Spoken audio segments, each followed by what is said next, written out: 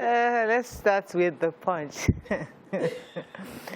Massive job cut looms. Dollar hit 590 naira as Forex scarcity bites harder. Dangote's $2.5 billion fertilizer plant will boost food production, says Buhari. Obiano's government left 100 billion naira debt and 300 million naira cash, says Soludo. ONU promotes indicted ex-FIRO boss demoted by Buhari for PhD fraud. Mother, son arrested for abducting, raping Ekiti SS3 student for 3 years. Buhari seeks speedy completion of airport concession and second Abuja runway. Power Ministry lists obstacles. Reps decry excuses for blackout. Tambua rejects zoning. Southwest PDP insists on southern presidency. Okay, which story are we starting with? Let's take the major headlines. Yes, please. It's quite worrisome. You know, we've had lingering foreign exchange scarcity in the country, and it's continued to worsen per day.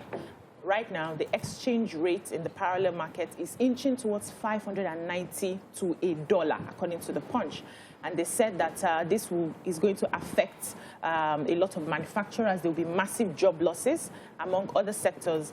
Now, 8 months ago, the Central Bank of Nigeria said they were going to stop the sale of Forex, which they actually did, which was supposed to boost, liquidity of Forex. But right now, we're not seeing anything. Right now, the current price for dollar is 585 to $1 and 785 to a pound. And it's likely going to get worse. Now, if you are going to do any form of transaction in the bank in dollars, there's a cap now for $20 per month for online transactions. I'm very worried because I'm currently doing my master's in one of the schools, and I need to pay at least, GTB used to do $100 per month. So now I can't even pay $100 for my fees. It has to be $20. So how many times do I pay before? I pray they don't kick me out. So the issue now is we're likely going to have a devaluation of our naira. That's where the problem is. And it's really worrisome. Manufacturers Association of Nigeria, they are pleading with the federal government to see what they can do to ensure that they find a way to ease them so that a lot of people don't lose jobs. It's really painful. I wanted to take the human interest story. This young girl, she was going for her lessons in preparation of her senior secondary school examination when the boy, Adewumi, lured her into his house. She got to his house, then he gave her drugs, and she's been there for 3 years with the aid of his mother. 3 years? 3 years. The mother, when she didn't come home, went to the police, and they didn't find her. So she now, from some information she got, she went to the police and said, look, she suspects her daughter is in this house. They got there. She's 8 months pregnant. And the boy, anytime he needed money, would give her to guys. 10,000, 20,000. To sleep with her. He's also using her as false prostitution. Yes. May you not see light of day. And so him and his mother have been arrested. And the victim, well, poor girl. That's why I say she should go back to hanging. This hanging thing, we really need to go back. She said she didn't. Not only did you They haven't even taken her to the hospital for any form of check.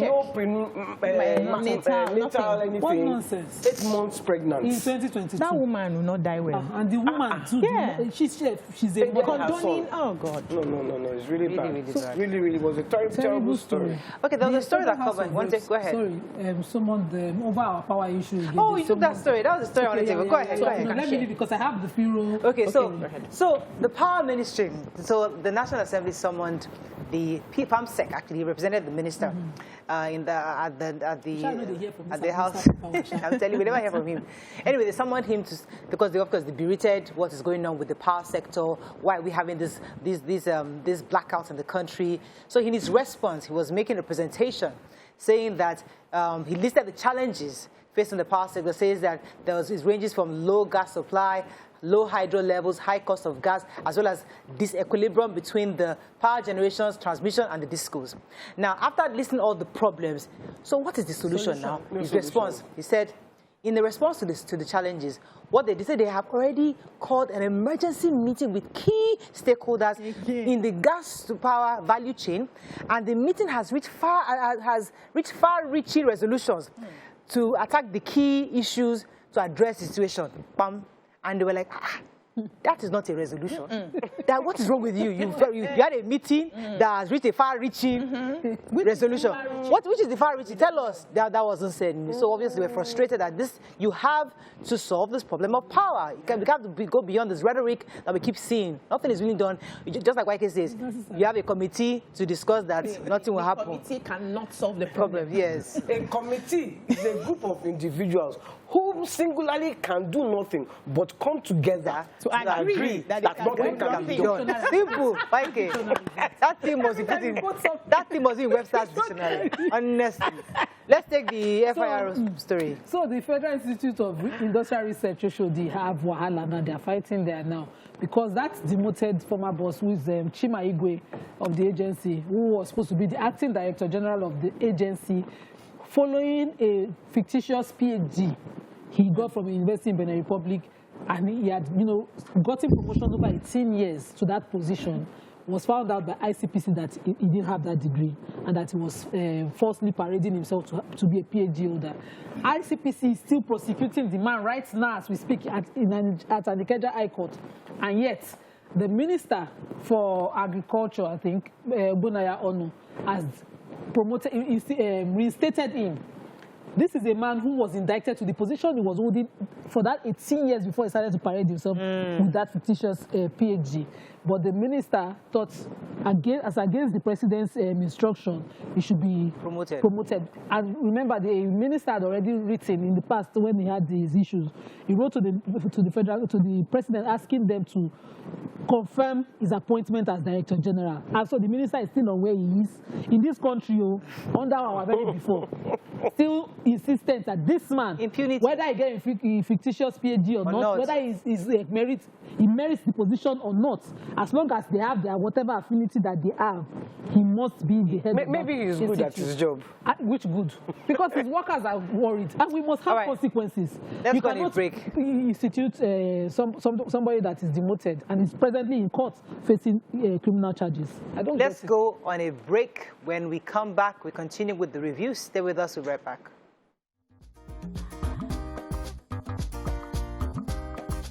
Stay tuned. Your View will be right back. Thanks for staying with us. So we're moving on to the nation. PDP quakes over zoning. APC convention. Buhari invites chairmanship aspirants. Woman sets daughter ablaze in Ogun. Buhari, the $2.5 billion Dangote fertilizer plant will boost Forex earnings. NBA warns against reckless court rulings.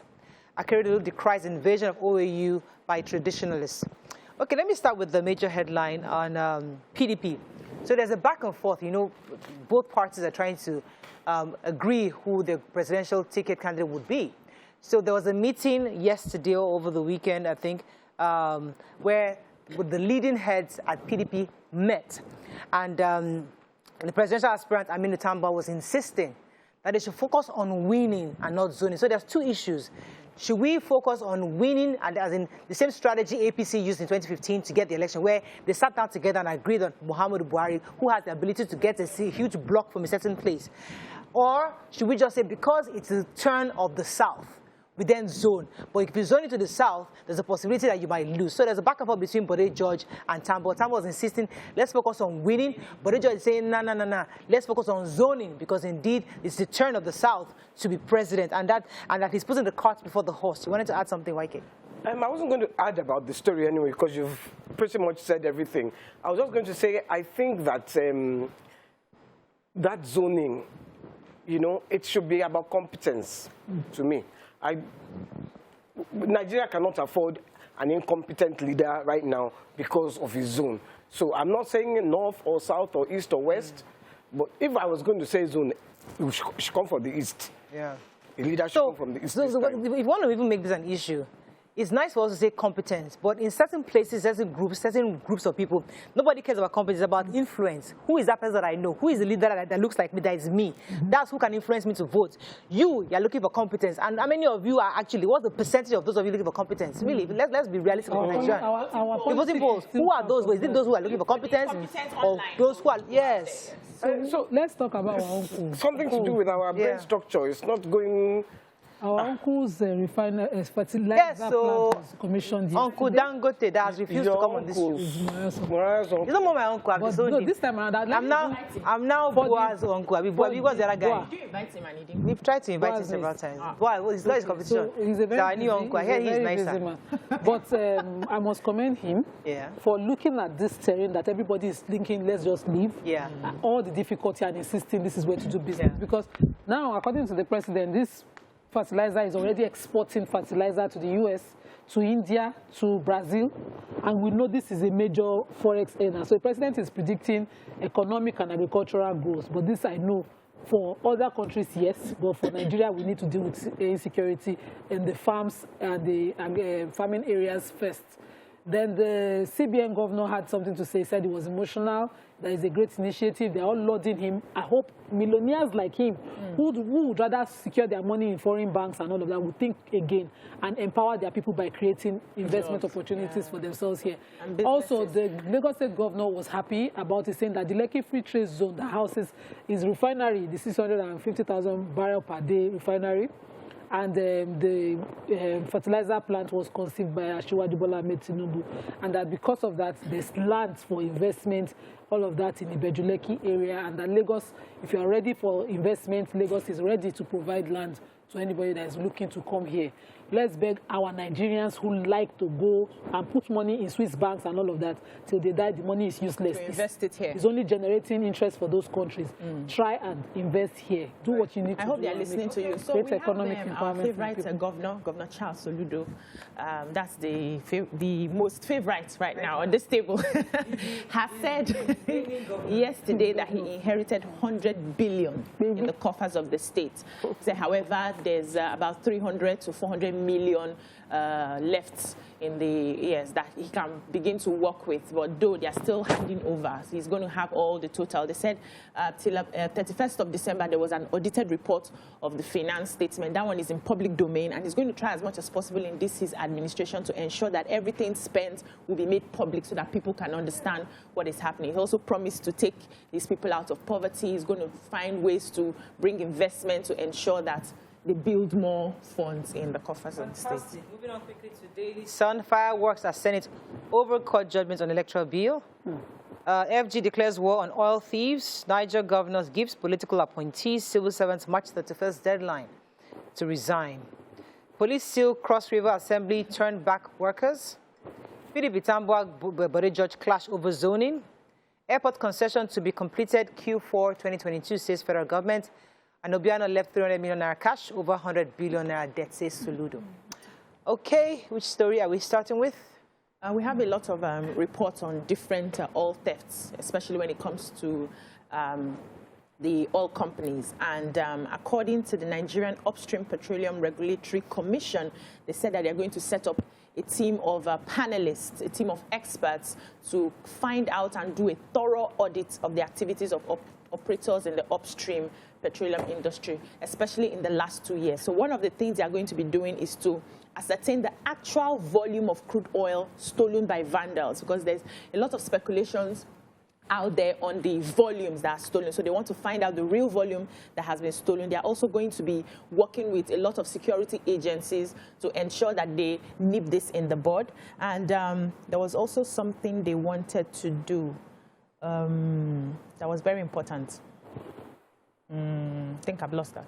I'll try and remember. Let me go to the major headlines. So this back and forth. Remember this issue that happened at the Federal High Court. So the judgment, if you recall, a recent judgment by the Federal High Court saying that they declared that Section 84, subsection 12 of the Constitution of the new Electoral Act illegal, caused a heated debate yesterday at the floor. This was between the APC and the PDP lawmakers.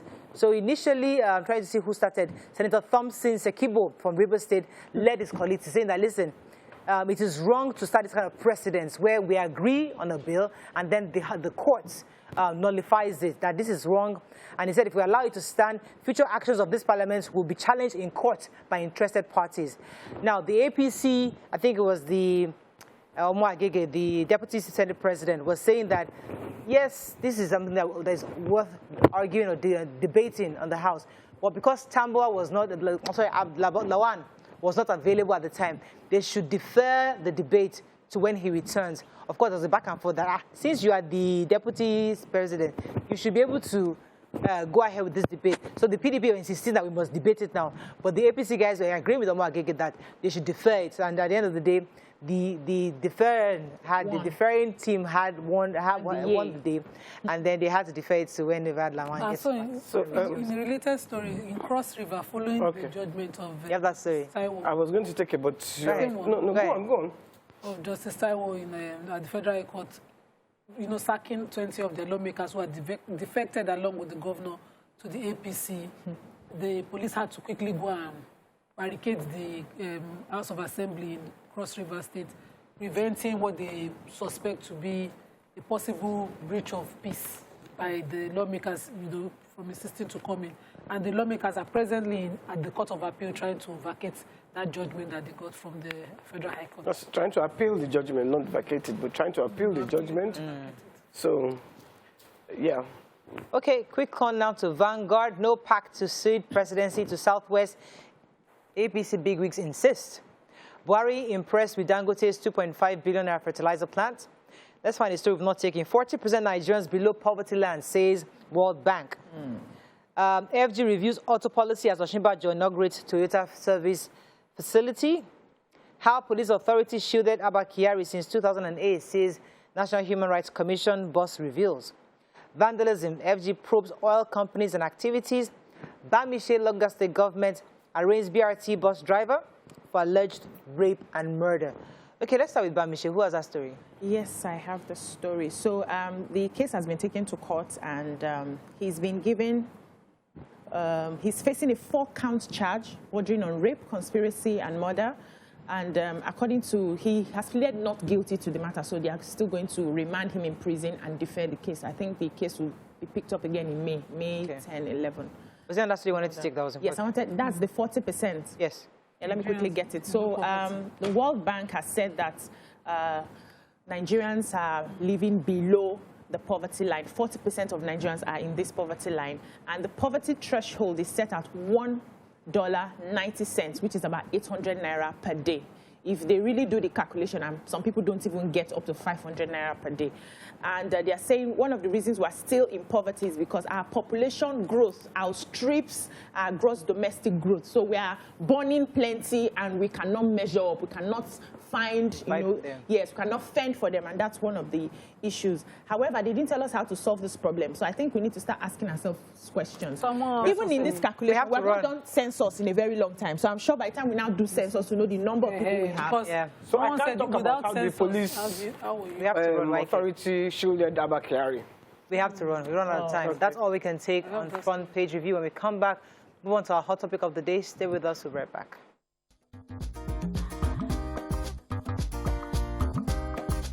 Stay tuned. Your view will be right back.